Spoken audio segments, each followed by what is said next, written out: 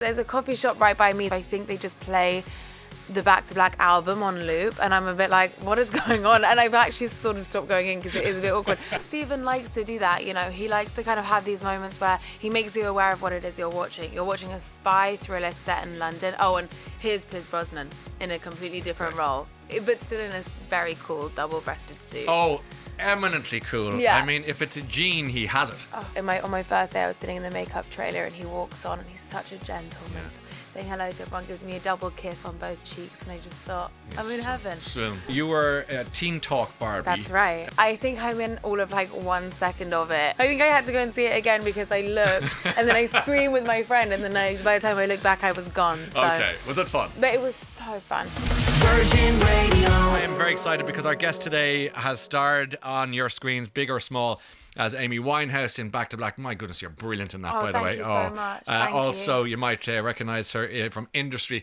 My God, you're brilliant in that too. I'm such a fanboy today. I hope your fiancé doesn't mind. This is strictly not professional. At all. He loves it. He's here looking in the window too. We'll talk about him in a second. And now I had the pleasure of going to see you in Black Bag during the week with Michael Fassbender, Cate Blanchett. And let's complete the trilogy. My God, you're brilliant in that too. So this is a real buzz for me to have you here at the top of the tower. I should tell everyone who you are. You're Marisa Abela. Is that correct? Yeah, that's right. That's it. That is your name. That is my name, and it's always funny seeing it like spelled out phonetically for people, like Marie with a double E, because Marisa is, I think, what everyone's tempted to say. And it's Marisa. It's Marisa. Get it right. What's the heritage of that name? Can you I'm Maltese, but I think it's an Italian name as far. Well, actually, lots of people claim it. I say my name, and they're like, "Are you Brazilian? Are you Portuguese? Are you French?" But it's Marisa. You sit down here. We're talking during the music, and within 30 seconds, we're talking about the Devonshire pub and so on. Yeah. How did that happen? We're doing this show live from there on Monday. No way. For St. Patrick's Day. Oh, of course. For Cate I'm actually really upset. I'm going up to shoot season 4 of Industry on Tuesday? Monday, and I'm like, I think it's like the saddest day to not be around with your friends. Yeah, on this day. Do you have lots of Irish friends? Lots of Irish friends, If we had known, we would have invited you down and you could have... Have you been to the pub there? I've been to the pub. I've had a Guinness. I've not eaten there, and I've not, You haven't hit the trad session? Haven't hit the trad session. I want to go so badly. Do you want me to fix that up for you? I would love that. Okay, deal. We'll do a good interview. Yeah. And then, as by way of thank you, I'll ask Oisin to sort out a table for... So if I don't hear from you, it was a bad interview. Yeah. Yes. Okay, let's talk about this magnificent film. It's a little bit John le Carré. It's a little bit James Bond. It's a little bit Agatha Christie. Loved it. Tell everyone what it's about, please. It's a spy thriller by Steven Soderbergh. And it's kind of a sort of, I would say it's like a romantic, I would say it's a sort of romance thriller, really. It's a whodunit, but it's also a how far are you willing to go for me? Yeah. It's got this amazing relationship at the very core of it, which is between Michael Fassbender and Cate Blanchett. And his glasses. Which are the Inanimate Object award-winning object. Most importantly, I think his glasses and her leather jacket should win an award. They're doing a lot of legwork. But there are all of these other relationships. Michael's character, George, basically has to figure out who done it, and there's sort of 5 of us that it could be. Yeah. One of whom is his wife. And one of whom is you. And one of whom is me. Kind of sassy, slightly dark, slightly... I don't know. You're unpredictable, I would have thought. Yeah. She's kind of like savagely honest, and I think the film kind of deals with like how much honesty do we deserve and how much do we demand from each other and how much are you required to give to people. And I think that Clarissa is one of the characters that demands the most honesty from everyone in this space. Well, and given that she has a very duplicitous partner in Tom Burke, who's brilliant also, to his credit. Brilliant. You know him as Strike in the great Robert Galbraith serialization and so on, and lots of other things. The Wonder is a great movie he's in as well. But anyway, the point is that he's great in it too, and there's a few wonderful kind of, as I say, Agatha Christie locked room moments. Yeah, totally. Around the dinner, the very chi-chi, or as they say, I think bougie, is that the word? Bougie, like snazzy dinner table, which was completely built, by the way. That whole house was built in Pinewood Studios, which is very sad because you can't ever buy it and go there. It's like it was created out of the mind of some magazine. It's like sensational. And then you have sort of Cate swanning around in her fabulous clothes, and it's just so it's a I don't know if I'm allowed to say a certain word. It's a curse word. It's not a curse word, but it's like it's a suave movie. Let's It's just suave. say suave. Okay, suave It's is a good. suave So that movie. keeps us on the air. Yeah, okay. The other thing about it is that you're just when you think it's a bit James Bond, and then it just takes a swerve. It's a very Soderbergh thing. It just swerves, so it's not predictable at any point, which I loved. I was on the edge of my seat and watching it, going, "So what next?" And the next thing, and it's not giving anything away. Of course, Pierce Brosnan shows up. Oh, I know. I mean, if we're going to get Bondy, let's bring on a Bond. And I think Steven likes to do that. He likes to kind of have these moments where he makes you aware of what it is you're watching. You're watching a spy thriller set in London. Oh, and here's Pierce Brosnan in a completely different role, but still in a very cool double-breasted suit. Oh, eminently cool. Yeah. I mean, if it's a gene, he has it. Oh man, he's so cool. We all I want. didn't actually get to be in any scenes with him, but I was on my first day. I was sitting in the makeup trailer, and he walks on, and he's such a gentleman, so saying hello to everyone, gives me a double kiss on both cheeks, and I just thought, I'm in heaven. Swoon. Yeah, What time is it? Swoon o'clock. Yeah, I mean, exactly. Come on, it's too good. Yeah. Well, that's lovely. Can I tell you a slightly sidebar story? Please Not do. really. Literally Yeah. putting the bar in sidebar. I was in a pub in the Coach and Horses off Shaftesbury Avenue on Monday evening.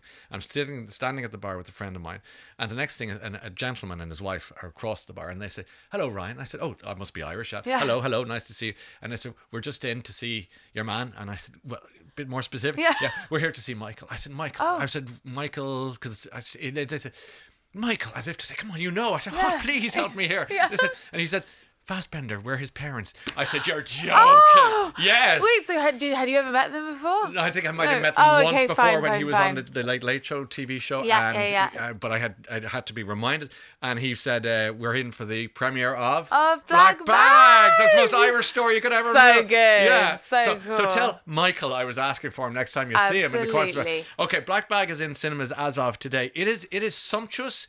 It is stylish. It is accessible. It's not completely off the beaten track. No. And I loved your Instagram the other day because I was obviously stalking, and you had this great shot of you at the ads in the tube station. What's that like? Tell me. I mean, that was especially fun because it was in New York, and I got on the subway with some subway. friends. Yeah. Excuse me. Yeah. But it's like when I see it on the tube. I mean, it's very cool, but something about being in New York and seeing yourself is kind of crazy. Yeah. I mean, especially because the subway in New York is sort of mental anyway, and you've got people like screaming and everything's going on, and then you're like, oh, it's me and Michael and Cate, and like it's very cool. Dream come true. It was fun. It was really fun. And I was surreal. with my Harla, who I'm in industry with, so that was doubly fun because usually we're out there doing press together for something. So she was like, "It's you." I love that. Will you stick around? I've got some other places to go if that's okay. Let's Okay, do it. Marisa, stay with us. We're still talking about the pub. That's terrible. Okay, let's go back to what we were talking about. We're actually talking about Black Bag, which is the film that you're in at the moment. Yeah. It opens today. It's just so joyful that people have a really quality film they can go see in the cinema. In the cinema. I mean, it's a Soderbergh movie, and it looks like a Soderbergh movie. It feels like that. It's really suave and stylish and cool. I mean, he's a real master of his craft, you know? Auteur. Exactly. Yeah. So it's like it's worthwhile seeing it in the way he really intended you to see it. Let me ask you a few other bits and pieces before we go. One, Barbie. You were Teen Talk Barbie. That's right. Your reflections on that experience. What? By the way, I loved the film. It's so much fun. Well, I mean, so did I. I think I'm in all of like 1 second of it. You I were, had to you go were and see brilliant it. in that second. Brilliant. God, I prefer pause because she's amazing. I think I had to go and see it again because I looked and then I screamed with my friend, and then by the time I looked back, I was gone. So. Okay, was it fun? But it was so fun and massive and so amazing. And again, the set was incredible. So much is filming in London now. You know, we're really lucky here that there's so much work for actors at the studios. So, yeah. I also want to mention industry because every time I see the Shard, which is just across from our building, I always think industry. Yeah. And I've never worked in finance or anything. I'm sure you haven't neither, either, but you know people who have, I'm sure. I get the sense that it caught it. It just caught the mood. It continues to. It's season 4 coming down the tracks. Just the intensity, the skullduggery, the exhausting lifestyle. Yeah, totally. I think people that work in the world, I think that was its sort of first audience. I mean, in season 1, not that many people watched the show, but the audience that did were in finance, and they loved it because it really, I think, you know, people really felt like that was my experience of my first couple years in that industry. And, you know, it's not vilifying these people. It's not kind of making some kind of commentary on the world. It's just saying this, it just sort of lays it out for you that this is what it is. And now we're heading into season 4, and it's a very different show now. And I kind of, I was 22 when I started, and I just left RADA, and Yasmin's obviously she's married now. Yes. So it's a different you're really person. extraordinary in it, because there was that horrible, he's obviously such a good actor, that horrible fella from God help us, Northern Ireland. I don't mean Yes, no offense to Northern Ireland, yes. but Conor McNeil. Oh, he's so good at being a so horrible brilliant. person. Yeah. God help him as an actor. If I saw him in the tube, I'd say, you're so mean. I know.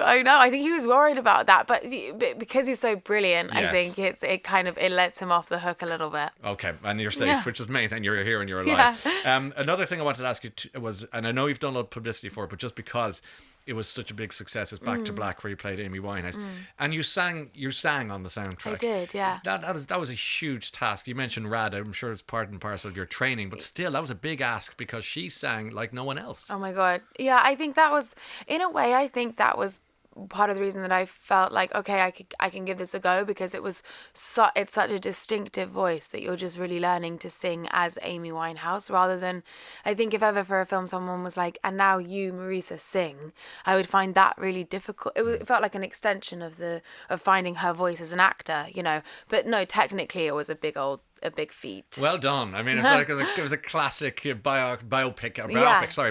Yeah. And do you, when you hear an Amy Winehouse song now on the tannoy or in the shop, do you get triggered? I mean, do you never want to hear her again? It is weird. There's a coffee shop right by me that I do a lot of work in, and they've just started to kind of, I think they just play the Back to Black album on loop, and I'm a bit like, what is going on? And I've actually sort of stopped going in because it is a bit awkward. But I think it makes me happy. It depends where I am. For example, when I'm in America, I'm more sort of jarred by it, because the truth is, here she's everywhere all the time. Yeah. Whereas over there, it's like, wow, they're playing Amy, yeah. And finally, Marisa, you're engaged, as I can tell, because I had to put on sunglasses for the sparkles that are coming off your hand with that beautiful ring you're wearing. Tell me about Jamie, who's here with us today. Yeah, he's the best. He's like looking at me like, what are you saying? We're getting married. Yeah, he proposed to me on Primrose Hill, actually, while England were playing in the Euros. So thankfully it was a penalty, so like we were the only people on the hill.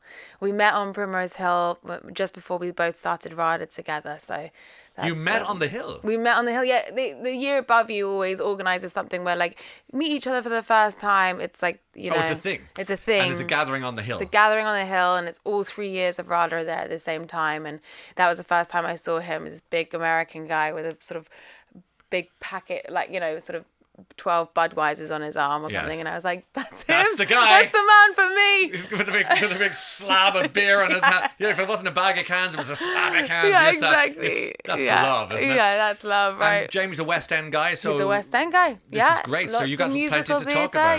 Yeah. And acting and all sorts. I mean, he's just written a play that's going up at Chichester, and it's lovely to have someone in the same world as you. He gets it. You get it. You get the weird hours. You get the looks and everything that goes with it. Well, congratulations to you both. I'm really happy Thank you so much. You have exceeded all my expectations. You met them and exceeded them, which makes my life so much easier. But what a pleasure. So this will happen. You will be going to the Devonshire. Yes! I made it.